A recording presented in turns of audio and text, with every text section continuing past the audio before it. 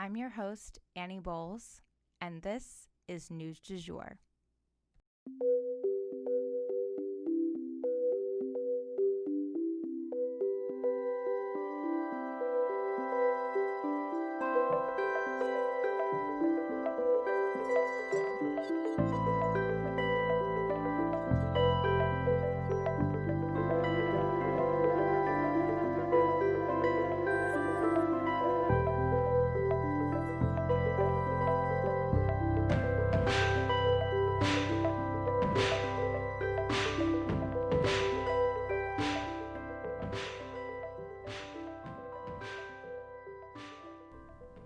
Welcome back to News du Jour.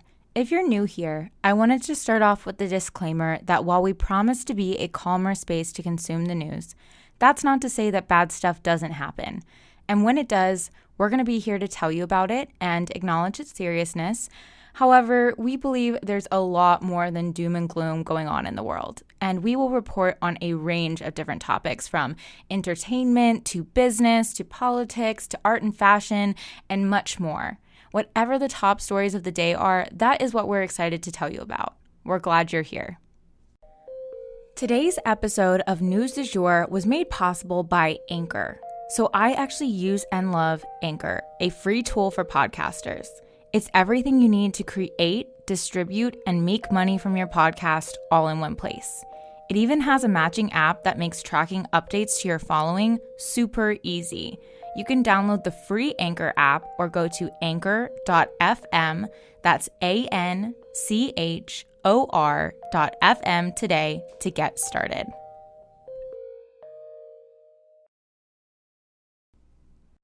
History has been made, you guys. Regardless of who you plan to vote for or how excited or not excited you are about Joe Biden, let's just take a second to understand this moment. A Black woman has never been the vice presidential nominee ever in the history of the United States. Look around you. Take in your surroundings. Remember this moment. Take note of how you're feeling in it, because we are witnessing history, and this might be a moment you tell your kids or grandkids or great-grandkids about one day. My brain is totally scrambled, and no matter what I do, my thoughts are going to keep swimming back to the amazing implications of this decision. I must admit, some small part of me felt like we might have been bamboozled by Biden and that he might end up picking some white dude to stand next to him in the fall. But he didn't. He followed through with his vow to pick a woman, and he chose a Black woman, making history in the process. Let's take a little bit of a deeper dive into Kamala Harris as a person today, because she might actually be one of the most overqualified vice presidential candidates ever. Let's start with the basics. Born in Oakland, California, Kamala Harris is 55 years old. She is the daughter of two intellectual immigrants. Her mother immigrated from India to pursue her doctorate in endocrinology at Berkeley University to continue her study of breast cancer. Her father immigrated from Jamaica to teach economics at Stanford University. They divorced while Kamala was still pretty young, and she ended up moving to Canada briefly so her mother could accept a position at the hospital there for her research. Kamala then attended Howard University in Washington, D.C., where she double majored in political science and economics and was a member of the historical Alpha Kappa Alpha sorority. She then returned to California to get her law degree at the University of California. Kamala, in terms of her family life, is married to Douglas Emhoff, an entertainment lawyer. He is known as being one of the sweetest political husbands on the scene. In December of 2019, when she had to announce that she was ending her presidential campaign, he tweeted a black and white photo of her reviewing a speech or a memo or something, super concentrated, sitting on his lap, leaning back into him. And he, meanwhile, hugs her tightly with his arms fully wrapped around her, eyes closed, and a big smile on his face. And This is just beyond sweet, you guys. We love a supportive husband, especially in a tough moment like this. He has 2 children from a previous marriage. He and Kamala were set up on a blind date and had a chill, low-key wedding. In terms of her career, this woman had a killer career as a prosecutor. So much so that her toughest critics are ones who call her cutthroat, ruthless, or mean.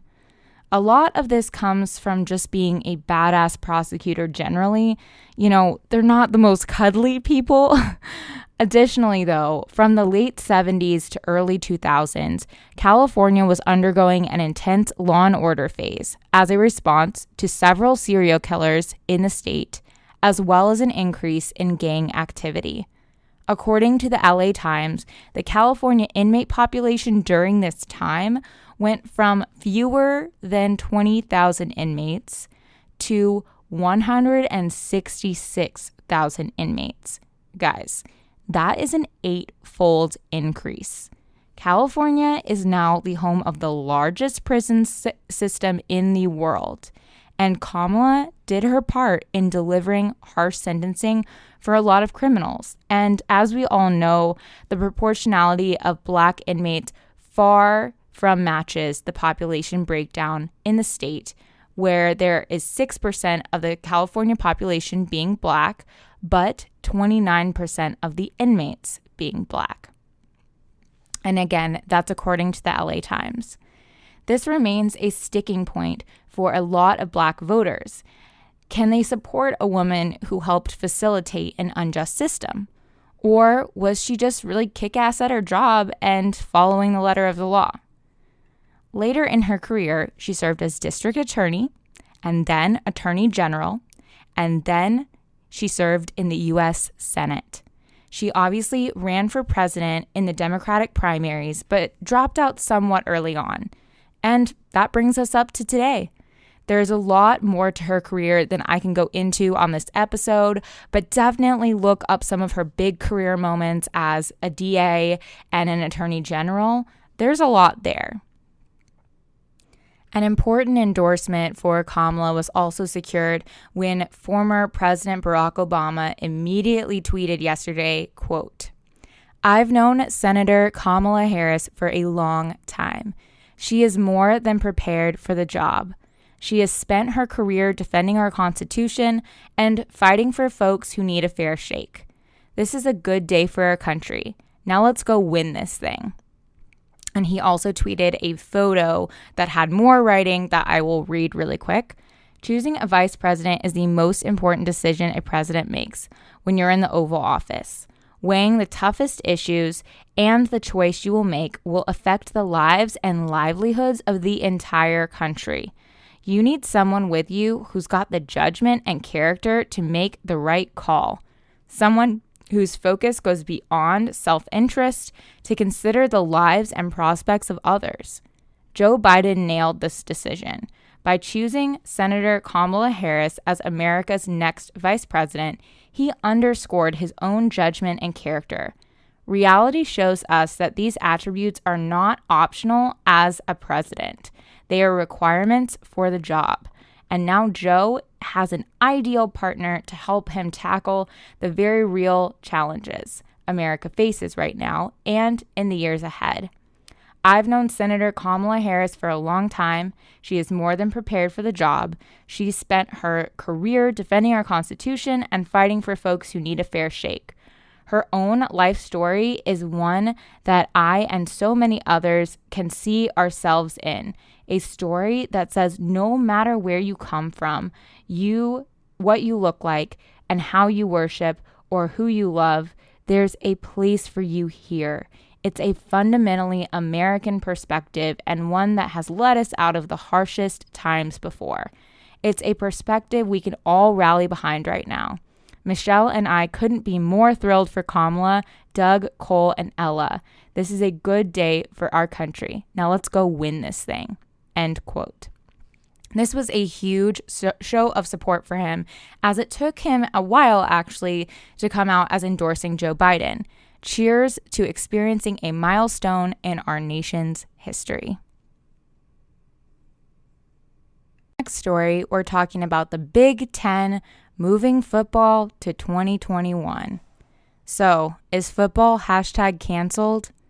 We are sad to say it because football is such an integral part of the fall, but both the Big Ten and the Pac-12 have announced that they will be postponing football for this season. But they may attempt to have football in the spring this year, should the coronavirus cooperate.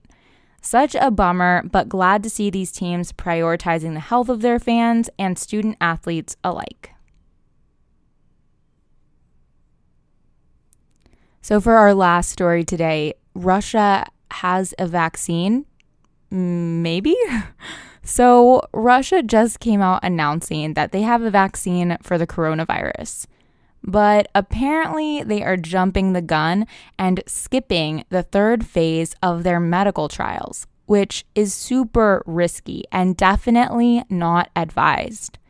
The World Health Organization already kind of warned Russia not to do this just last week. But Putin keeps insisting that it has gone through the necessary tests, and he even claimed he gave one of his daughters the vaccine. However, the group conducting the research, the Kamala group, said that phase 3 trials with 2,000 people are starting on Wednesday, as in today. Meanwhile, Putin is saying that the vaccine has already done this. Additionally, a 2,000-person test group is about 10 times smaller than the other phase 3 testing happening elsewhere. Some people think Putin is straight up lying here, while others think this is just typical political posturing where they spin things in their favor from the podium. Who knows? Hopefully, no one gets hurt by his effort to seem ahead of the curve. And that is the news du jour. Today, I wanted to leave you guys with a quote: "The grass is greener where you water it." If you enjoyed this episode, please subscribe on whatever podcast platform you use to listen.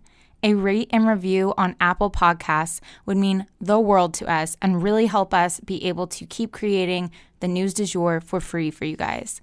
You can also follow us on social media under sugarfreemedia.co on Instagram, sugarfree_media on Twitter, and just sugarfreemedia, all one word, on TikTok.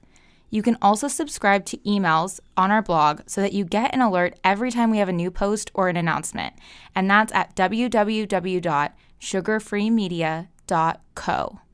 Again, that's sugarfreemedia.co. Our music is by Joey Lavoie and Nicholas Foster. Our cover art is by Hannah Pierce Photography. Our Sugar Free Media logo is by Catherine Jezik Designs. We appreciate you listening and look forward to telling you about the news again next time on News du Jour.